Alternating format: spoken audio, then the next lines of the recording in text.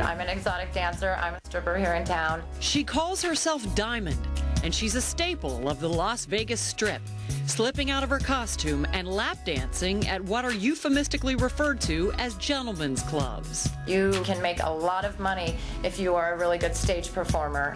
Being a single mom and struggling to get by, I just decided there was something else I needed to do to be able to provide for my children. But like escorts, porn stars, and other members of the sex industry, she knows her career choice carries a stigma. As soon as you say exotic dancer stripper, you are instantly judged. There's no question about that. This either judged as immoral or slutty or in some other way. Clinical psychologist Dr. Victoria Zdrok knows firsthand. So when you were in graduate school and you were posing for Playboy and Penthouse, what was the reaction of some of your fellow students? Were they resentful? Did they judge you? Yes, absolutely, and that's the problem. I was very much ostracized by my peers, and this is something that a woman has to decide. I do consider it a double life. When I go to the clubs and I dance, I am an exotic dancer, I am a stripper. When I leave that club and go home, I'm a mom, and that's how I separate the two. So how does a woman who's taking her clothes off for a living talk to her family about it?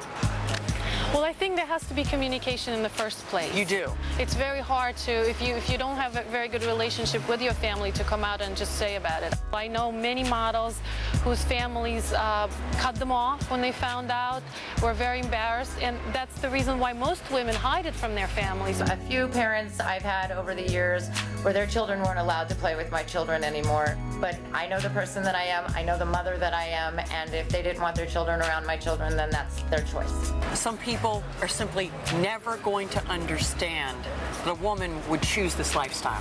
Absolutely. People are always going to judge. We live in a very judgmental society, and the bottom line is a woman has to be comfortable with her own decision.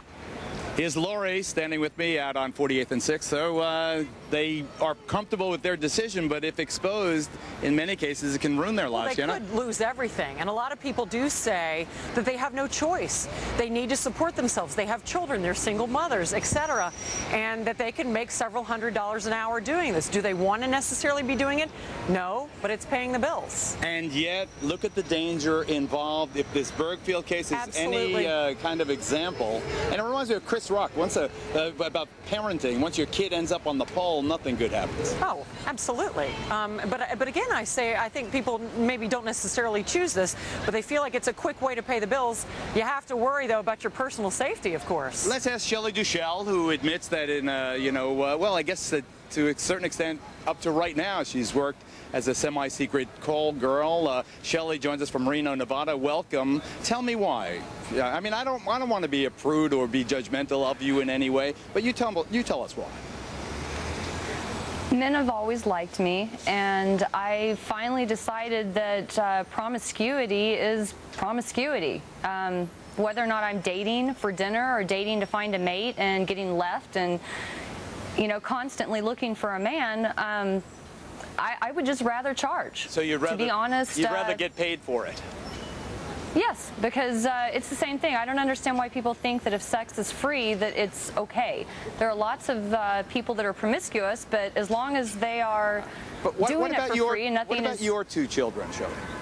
What do they know? My two sons know now. I have been on HBO on the Cat House series. I've been on your show before, and I actually have been very public about it because I struggled with it. I hid my secret life for years, and I married a man that said I would never have to sell myself again, and then he gave me away. So the point is, I really and truly believe that there's nothing wrong with it, and as long as it's safe and you know, it's done in the appropriate manner, I think that it's okay. Nevada, you know, says it's legal as long as it's done in a brothel. But escort is different. Escort is companionship. And what you were talking about earlier, the dangers, there are extreme dangers with escort. I only have a few clients at this time that I still see. Just, Shelley, do us a favor and stay safe, okay? I will. Okay. Thank you. All right, Lori, I'll see you later in the program. When we come back.